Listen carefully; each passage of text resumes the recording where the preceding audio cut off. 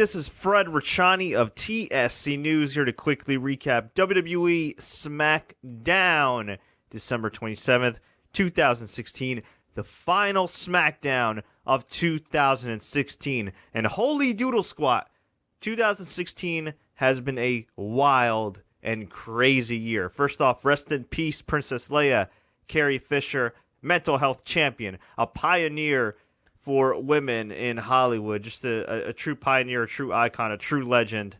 Rest in peace. Now we had SmackDown Live, a special wild card edition.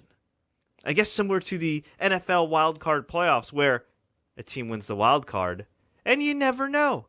That team that may not have won the division, but snuck into the tournament, might actually have a chance to win the Super Bowl, and we've seen that in recent years with the Green Bay Packers, with the New York Football Giants, with the Baltimore Ravens, and tonight we had a few wild cards. We had the likes of American Alpha. We had the likes of Baron Corbin, Dolph Ziggler, and a Luchadora. But first, let's start with what opened the show. We had John Cena come out. He was the master of ceremonies, hyped up all the matches. And then finally, Cena cut to the chase and said, "So why the hell am I here in Chicago?" Which, by the way, seemed to be a mixed crowd. He put over the Cubs, who won the World Series. The crowd booed. It's not like there were a lot of White Sox fans in the audience. Who knew? So we had White Sox fans. We had Cubs fans. We had AJ Styles fans. We had some CM Punk fans. All chanting, trying to drown out Cena, but he cut to the chase. He said, "Well, why am I here?" Crowd chanted Undertaker, and he did a phenomenal job of shutting him down. Maybe that's the plan for WrestleMania. We don't know. But John Cena looked around. He said, "You know what? These chants, they remind me that a lot of people have been speculating about my future, are trying to dictate my future, calling me a part-timer, saying I'm 1 foot out the door. Well, I'm not going anywhere. I think the new era is a bunch of BS. It is the my time is now era." It was an awesome promo by John Cena. He challenged the winner of the triple threat match at the Royal Rumble. And he was like, "Well, wait, did I just do that?" "Yes, I did, because I'm John Cena." Put the mic down, walked out, and I said, hot damn, that is a superstar. We had the tag title match. It was a Four Corners elimination match, and it came down to American Alpha and the Wyatt family. And shockingly,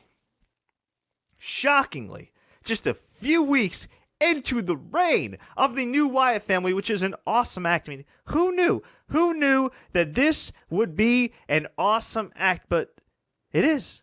It is a great freaking act. The Wyatt family. They were going for a superplex. Well, technically it was Randy Orton going for a superplex on one of American Alpha. And it looked like Luke Harper was trying to help. And then one of the Alpha members pushed Orton into Harper. Harper knocked off the apron. And then American Alpha hit their finisher.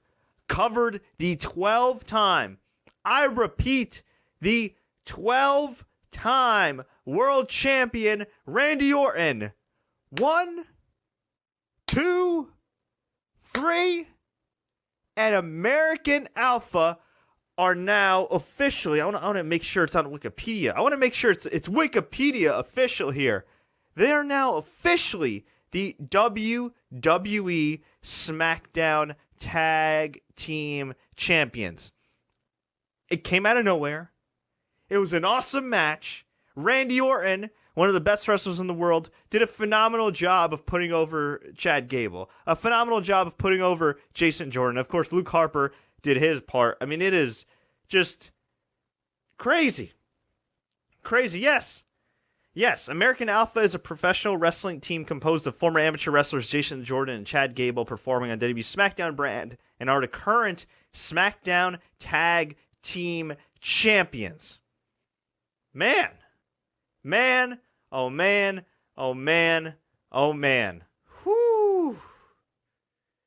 Randy Orton ate some grand amplitude. He put over American Alpha Just a tremendous moment. Jason Jordan, Chad Gable broke down into tears. What a big moment for them. They've been underutilized. They've been misutilized the last few months since they got to SmackDown, frankly, in the summer. But what a way to end the year, and what a way to start 2017. American Alpha, your WWE SmackDown Tag Team Champions. Although, that awkward moment when you remember that David Otunga has a longer title reign in WWE than Luke Harper and Bray Wyatt. Hopefully that'll change soon. We had The Miz refusing to interview with Dasha the Robot and insisted on getting interviewed by Renee Young. You may recall last week The Miz insulted Renee Young when she asked him about Dean Ambrose. Said, "You seem to be obsessed with Dean." And he said, "You're asking me about my obsession with Dean Ambrose? You're the one who sleeps with him." And Renee Young slapped him. So then, we had Miz interview with Renee Young. Renee asked him about his great 2016. He then talked about how he's going to kick ass in 2017. He told the security guards to get out of his face. They were in a shot. And Dean Ambrose, in a security shirt, comes up from behind him. Miz realizes it's a trap, turns around, and gets his ass handed to him by the Lunatic Fringe. This was a great backstage segment. And then Dean took the walkie-talkie from one of the security guards who tried to stop the attack but were unsuccessful. And he said, "All clear." Who knew? Who knew that at the end of 2016, Miz would be one of the favorites of all wrestling fans again? This guy is great. I mean, Dean Ambrose did a good job in the segment, but Miz has been awesome all year. I sincerely hope as Intercontinental Champion he continues his momentum heading into 2017. And I hope, I pray, that we maybe, just maybe, get a Miz title run. Yeah, crazy, right? I'm a guy that used to be a Miz fan, and admittedly, I gave up on him. Because after 2011, he did squadouche for a number of years. A lot of it due to WWE booking, some of it due to him as well. Combination of the two. I'd say the fact that he got buried, and they had these start and stop pushes, it kind of seemed like there was a point in time where he said, "You know what? I got money. I got a beautiful wife. I'm still getting cast in all these WWE films. If WWE wants to bury me, whatever. I'm the Miz. I'm winning at life." And he has been for a number of years. But something in 2016 just clicked. Maybe it's the fact that Maurice came along. I think it's certainly the fact that Maurice came along. That's one of the reasons. You know, on the main roster again, returned for the first time in years. They've been a great act together. But I think that Daniel Bryan promo, that Daniel Bryan cut on him, and then the promo that Miz cut on Daniel Bryan, that just turned things around. And whew, I'm so thankful for this incarnation of SmackDown. I'm so thankful for Daniel Bryan. I'm so thankful for the Miz and Maurice. They are great. Speaking of great, Alexa Bliss is a great heel, and she came out first, which is ridiculous. It should be the champion coming out last. But as the women's champion, with side plates now, custom side plates, she came out to defend her title against Becky Lynch. She ended up getting the win with the DDT after Becky Lynch was distracted multiple times by La Luchadora. La Luchadora was the dorky, gimmicky disguise that Becky Lynch used last week to upset Alexa Bliss. Well, upset her at first until she unmasked and revealed, "Hey, I'm Becky Lynch." So, who is the mystery woman that helped Alexa Bliss retain her women's championship? Few guesses. Mickie James, who's reportedly signed back with WWE. Good for her. Tamina Snuka. As far as anybody from NXT, it wouldn't be Asuka. Peyton Royce or Billie Kay, that'd just be weird. They should debut as a team on the main roster. You know what? I'm going to say either Tamina or Mickie James. So we'll see who it actually is down the road. But Alexa was asked, "Who do you think it was?" And she said, "I don't know. Sasha? Nia Jax?" Clearly, it's not either one of those two. And then we had our main event, which, unlike Raw, was not a lame event. It was an awesome event. Triple threat match. AJ Styles, the fan favorite, despite being the heel, defending his title against Dolph Ziggler, who has been yelling in all his promos in 2016. Because you know what, Renee? All it takes is one super kick, and I'll be back on top of the mountain. I'm sick of Dolph promos. And the lone wolf, the balding wolf, Baron Corbin. And I gotta say, while Baron Corbin can be occasionally boring, he was not boring tonight. He had a good promo before this match, and he had one hell of an effort here. Now, it helps that he worked with the best wrestler in the world, AJ Styles, and one of the better workers on the WWE roster in Dolph Ziggler, but he certainly didn't embarrass himself. He did contribute positively to the match, and this was really good. We had a nice spot where Dolph and AJ actually teamed up to take out Baron Corbin. Both dove on him onto the announcer's table, breaking the announcer's table, temporarily putting the lone wolf out of commission. And then we had a great near fall. I don't know if it was a blown spot or not, but AJ got super kicked when he was going for the phenomenal forearm by Dolph, and then Dolph hit him with another super kick, and he went for the cover. 1, 2, and no! AJ just got his shoulder up, and it looked like Baron Corbin was sliding into the ring trying to pull Dolph Ziggler off of AJ, but either way, AJ survived. And there was another cool spot, too, where Baron went for the end of days on AJ, and then Dolph went for the zigzag on Baron at the same time. That was pretty badass. And then the finish came when Baron Corbin hit the end of days on Ziggler. AJ hit a beautiful, phenomenal forearm, knocked Baron out of the ring, covered Dolph. 1, 2, 3, and the champ that runs this camp, the face that runs this place, the phenomenal one, AJ Styles, retains the WWE Championship to cap off a great year for him. Man, I got to say, it didn't look good for him earlier in the year. Yes, he had those 2 match of the year candidates with Roman Reigns, but he lost twice. Multiple times while getting help from the club. So 3-4 men could not beat Roman Reigns in 2 separate occasions. And then we had, before that, AJ Styles teaming up with Jericho, which was awkward, and then losing to Jericho inexplicably at WrestleMania. There was even a period where AJ Styles barely won on pay-per-view. Because, he won at Fastlane. Well, he lost at Royal Rumble. He won at Fastlane, lost at WrestleMania, lost twice to Roman Reigns. And it was getting to the point where I was like, you know what? I'm happy AJ's in WWE. He's having a lot of great matches. He's selling merchandise. But are they really protecting the guy? Are they really going to get behind the guy? Is this a guy that Vince McMahon is actually going to give his world title to? And then came the brand extension. And then came the great feud with John Cena. And then came SummerSlam, where he pinned John Cena clean. And look, we have a lot of criticism, a lot of valid criticism towards Vince McMahon, Kevin Dunn, the writing team, but they did a great job with AJ Styles. I wasn't the biggest fan of all of the James Ellsworth stuff. Half of it was good to me. Half of it was so-so, just my opinion. But AJ Styles, man, he has proven that cream rises to the top. He is the cream of the crop. And look, at the end of the day, he not only gets great reactions and has great matches, but he sells merchandise.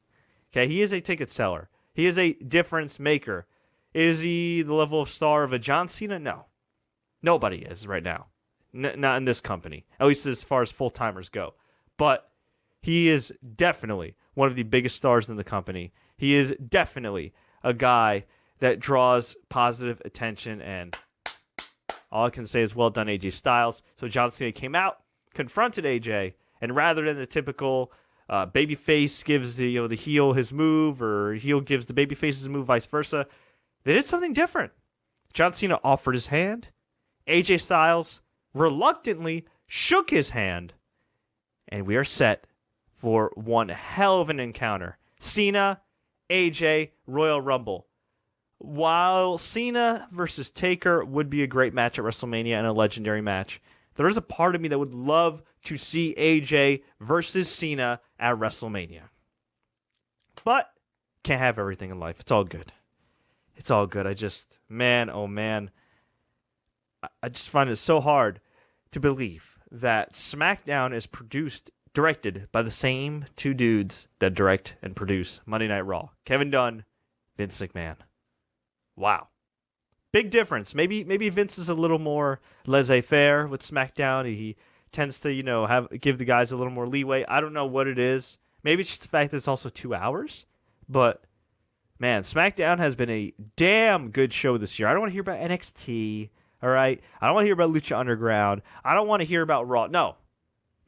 SmackDown, since the brand split, has been consistently good. And at times, like tonight, great. So overall, major thumbs up in terms of SmackDown and its progress. Just been awesome, man. It's been a good show. Now, as far as what's going on in 2017, here's what we do know. There's going to be a UK tournament coming up to crown the first ever WWE UK champion in mid-January, also airing on the network. We have a last man standing match between Braun Strowman, who has run roughshod over Kevin Owens, Roman Reigns, Chris Jericho, Seth Rollins, and everybody in between. Strowman, Sami Zayn having a last man standing match coming up on Raw, which I believe is taking place January. The official date is January 3rd. So that should be a damn good spectacle. Hey! Sami Zayn got a decent match out of Strowman before, so I think they could definitely do it again. I'm just checking my notes here, seeing if there's anything I missed. Recently, WWE 2K released the Legends Pack, so if you want to check that out. Actually, I'm sorry, January 2nd is the date. January 2nd, 2017 is the date of the first Raw of 2017, featuring Strowman versus Zayn, Goldberg, all kinds of Royal Rumble hype. It's going to be good. Kevin Owens versus Roman Reigns is your Universal title match. Chris Jericho is going to be locked in a shark cage, up top, above the ring, kind of like what happened with Paul Ellering in the finals of the Dusty Classic with TM61 taking on the Authors of Pain, or as I like to call them, the Authors of Lame, at NXT TakeOver, the most recent one. It's okay, but we've already seen Roman Reigns versus Kevin Owens multiple times on Raw. We just saw Roman Reigns pin Kevin Owens to retain the United States Championship. And now in 4 weeks, we're supposed to be excited to see them wrestle again? Never mind the fact that Kevin Owens is a bigger babyface as a heel than Roman Reigns is, who's supposed to be a babyface. I don't even mind Roman Reigns in the ring. It just, the character, again, sucks. Whatever, man. I am disappointed with Kevin Owens' title reign. Triple H has definitely overshadowed it. It is hilarious that Triple H helped Kevin Owens win the title, and then once football season rolled around, when Raw ratings were going to tank because of football season, he decided, you know what? I'm going to take a 3-month vacation. How convenient. So, let's say Roman Reigns wins.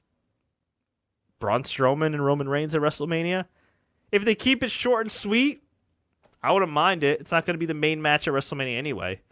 I mean, it could be the main event. Oh, God. But I don't think it will be. We'll see. But Raw side of things, not really feeling it.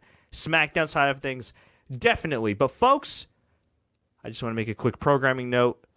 This week, look out for it sometime, we are going to be doing the WWE Year in Review show. We may be taking some calls. We'll definitely be taking some tweets, some Facebook messages, some DMs. You name it. We're going to be naming our Superstar of the Year, Tag Team of the Year, Comeback Superstar of the Year, Event of the Year, etc., etc. So look out for that. In the meantime, I'm going to be getting ready for that UFC 207 hype. This Friday night, we'll be recapping Ronda Rousey versus Amanda Nunes, Dominic Cruz versus Cody Garbrandt, the Uriah Faber protege, an action-packed week of TSC news. Plus, later this week, I will also put out my best games of 2016 list. It is not Metacritic's best games, or it is Critics' best games. No. It's my best games, as in my favorite games that I've played in 2016. You may like them, you may hate them. Hey, it's my list, but I'd love to hear your feedback. So check that out down the road at youtube.com/TSC Gaming. But folks, I want to hear from you. What do you think about SmackDown? What do you think about the Royal Rumble? Let me know. Leave a comment below. Tweet us. Facebook us. Do what you got to do. If you enjoyed this recap, please like, share, take care, and don't forget to subscribe.